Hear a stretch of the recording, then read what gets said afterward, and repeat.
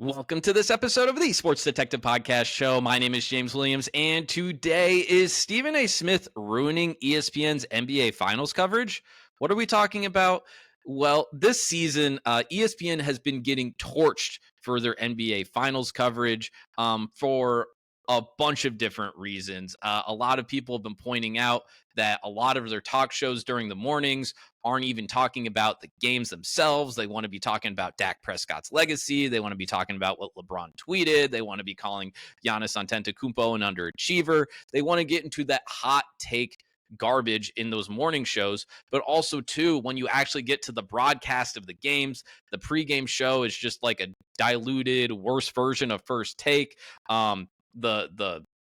The actual play-by-play announcers have not been having that much chemistry at all, and I don't think that's necessarily their fault. They've been shuffling people in and out over the last few years, but overall, ESPN has just been doing a terrible job of covering the NBA Finals this year, and they've never done a great job at doing it. They've always been crashing and burning with all of their pregame shows. It doesn't matter who they put in or take out of all those shows, including their halftime show. It's just always a mess. It's always terrible. And a lot of people, I think, have realized that ESPN and their NBA Finals coverage, specifically this year, has hit a whole new rock bottom because ESPN has been trying to promote the mascot of the company, who is Stephen A. Smith. And the problem with that is that when you're watching the broadcast, or at least the pregame coverage of it, and even the halftime coverage of it, you're supposed to be talking about the game. Our reactions should be, hey, what is going on in the game? It shouldn't be an ongoing discussion of who is Stephen A. Smith calling out this game. What did he say during halftime of this game? And it's just kind of become a whole Stephen A. Smith slop fest. They even, make no mistake about it, when you guys see him being like videoed coming into the tunnel before the game like a player, that's written into his contract, guys. That's done on purpose. It's not just like some random kid being like, hey, look, Stephen A. Smith showing up to the game. No. That's done on purpose because that's what he wants to happen.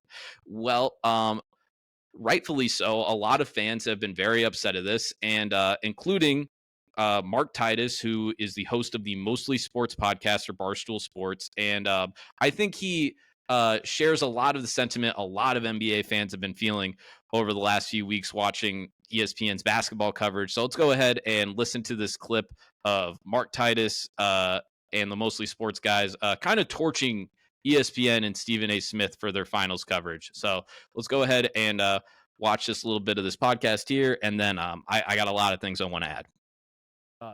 He's gone. Like I would have zero problem with anything Stephen A. Smith is saying or doing if he wasn't on NBA Finals broadcast. You know what I mean? Yeah. Like, I think the fact that like ESPN has appointed him to be one of the voices you hear when you tune into the NBA Finals, that's the only problem.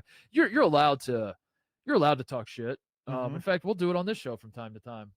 You tune in long enough, you might catch one of us doing it. But the fact that he's like, if you try to avoid this Stephen A. bullshit and you turn out, you're just like, you know what I want to do? I love basketball, so I want to watch the two best basketball teams compete for the highest honor in professional basketball. If you do that, if you choose to do that, you are going to get Stephen A. in your face, you know, and you're just like, God damn, this guy's awful. I almost forget it because I don't watch all the other shit he does, but then he just goes after players. That's all he does. Yeah, it's crazy. But he was going after Ja Morant. He was going back and forth with Ja, and then that turned into him like talking about Memphis and nobody wants to live there. Yeah. But it's not just like him saying it. It's like him like threatening. Yeah. He's threatening. Don't you fucking dare come at me. He's threatening everybody at all times. It's crazy. It's crazy. Yeah. It's motherfucking crazy. I think that is the sentiment of a lot of NBA fans around the league. So I'm going to get to the ESPN part of this and just their initial broadcast first, and then I'm going to talk about Stephen A. Smith and kind of the whole Stephen A. Smith of this. First off, and I didn't really think about this at all because I have just found the pregame shows for ESPN now just to be just completely unwatchable. Like I said earlier, they're basically just making it, baby first take. That's all they are doing on it. You're not learning anything about the game. You're just going on there and you're signing up for hot takes. If you actually want to learn stuff about the game, you're going to have to go and find articles on your own. You're going to have to go and find other podcasts. And I didn't really put these two, I didn't really connect the dots on this, but I was listening to the Press Box podcast a few days ago, and they were talking about ESPN's just finals coverage and how just sloppy it has been, and how they basically, like, the whole point of the broadcast, I'm even talking about the pregame too, is you're supposed to learn about the game. You're supposed to learn about these players, because what has been one of the criticisms of this NBA finals from like a national public perspective is, hey, we don't know much about these guys. We don't know much about Tyrese Halliburton. We don't know much about Shai Gilgeous-Alexander. We don't know much about Mark Dagnall. And there's a lot of new characters that are, potentially going to be fixtures in the NBA for the rest of the decade. And hey, man, I'm like an NBA nut. I watch League Pass all the time during the year. I've watched almost every single NBA Finals games. I listen to NBA podcasts like crazy. And like, I still don't know a lot of the things that might be fun and interesting to know about some of these players. And just little simple things like, hey, SGA, what is his story? And these are little features that you guys can put in your pregame shows. And ESPN's capable of that. Like, because they do, if we watch College Game Day does this stuff all the time, and they do it really masterfully and beautifully, where they get to like put in all these little stories about, hey, who is SGA? Where did he come from? How did he get to the Oklahoma City Thunder? Oh, Benedict Mather has a big game 3. Oh, who is Benedict Mathurin? Where did he go to college? How did he end up on the Pacers? What was him in his deal last year where he was hurt and didn't play in the playoffs? Like, these are little things that you can just be doing little pieces and then having your analysts talk about it on the broadcast in the pregame show, but they don't want to do it. They don't, for some reason, they don't want to tell the story of the people and the players and the coaches that are a part of this game. That's not what they want to do. And you kind of like want to think, like, why don't they do that? And like, they should start. They should start doing it, because they do that with others. That's what's so baffling about this. They do it for their college football stuff. They do it for their baseball stuff. They do it for basically everything. But when it comes to the NBA, it's like their brains get like microwaved and like turn into pudding. And they're just like, oh, let's just throw Stephen A. Smith out there and make the event more about him. And the whole Stephen A. Smith of this thing, guys, during the NBA Finals, these are all the things that Stephen A. Smith has been doing to pull attention away from the game, from the basketball on the court, and make it about himself. He has started feuds again, or attempted to start feuds with Kevin Durant, LeBron James, Giannis Antetokounmpo. He did feud with Ja Morant, where it's almost like he kind of baited Ja Morant into it. And then when Ja responded, it was like, I got him, and now I'm going to do a 15-minute monologue about it on First Take tomorrow. Make sure you tune in. This can't be good for NBA Finals coverage. This can't be good for young people that are trying to learn more about basketball, that are trying to learn about the game, that are trying to become fans of the sport.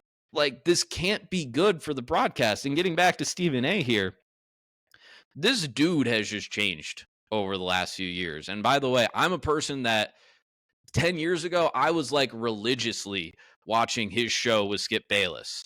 And there would be times where like the whole appeal of Stephen A. Smith when he started doing stuff with Skip Bayless was that Stephen A. was obviously, and he still is, an incredibly captivating, entertaining, smart personality. That's who he is. But there was also this other part of him that was like a huge basketball insider. He was the first person to say, hey, I hear that LeBron James might be going to Miami in 2010. Hey, I'm hearing LeBron James might be going back to Cleveland in 2014. Like, he was this basketball insider with this incredible personality. And then he would also, too, if you listen to him enough, he would bestow a lot of times, like, honestly, just like really wise things that like it still carries with me today, because I thought they were very profound when he said it. And it's what one part that's like really sad with the LeBron James thing. I remember I can't remember what one of the finals it was where he was arguing with Skip Bayless, and Skip was on his bullshit and bashing LeBron and doing his whole karaoke routine he does for that. And Stephen A said, hey, we can talk about. I remember this, really vividly. He was saying like, hey, we can talk everything we want about LeBron James. We can compare him to Michael Jordan. We can talk about all the things that he's not. But there's one thing that I know for sure is that when he's done playing basketball, we are really going to miss him.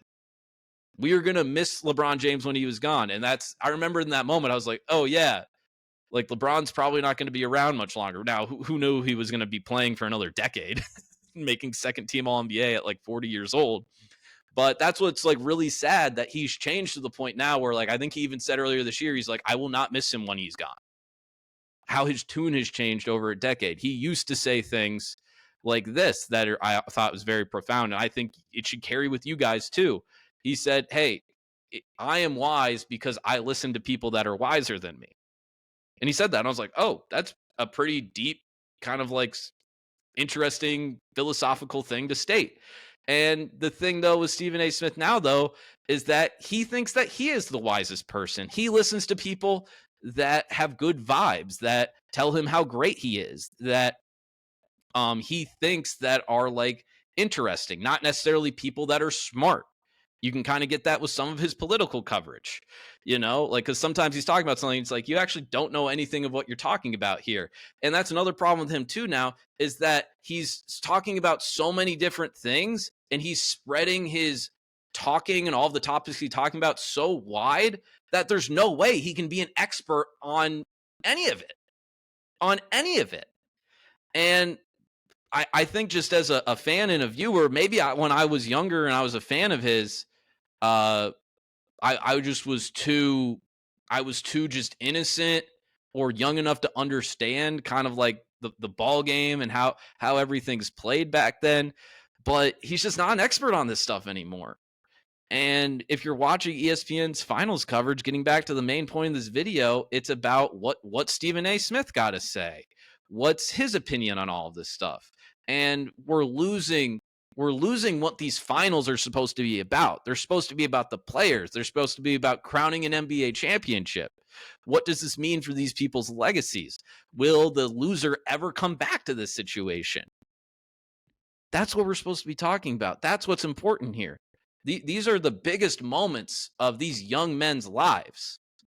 And instead, all of our online discourse is about Stephen A. Smith talking about murder rates in Memphis over talking about, figuring out who Benedict Mathurin is or who Aaron, like when Aaron Nesmith got traded to the Pacers, we thought he was a bust. I would have liked to hear some stories about that. Same thing with Obi Toppin. And those are the guys that are making difference for this Pacers team on their playoff run.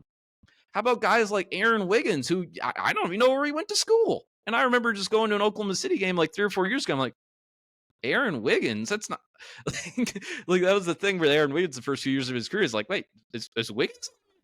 Is Andrew Wiggins on the Thunder? Like little things like that help us.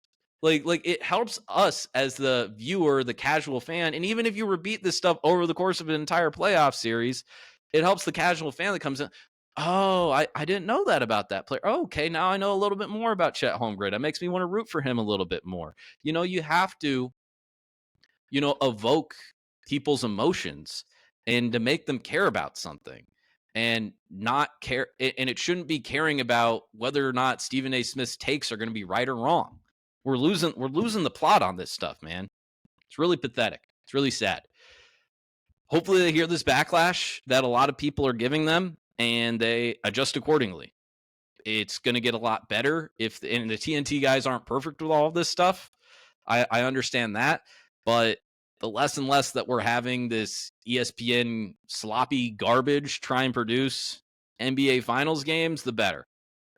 Again, you guys do it better on other shows, on other sports that you do. It's just how they've never figured out the NBA. And that's going to be another thing too, now that we have Amazon and NBC coming. are they just going to do an okay job and it's just going to make ESPN's coverage of all this stuff just even more pathetic and laughable? So that's going to do it for this episode here today. I've been talking too long.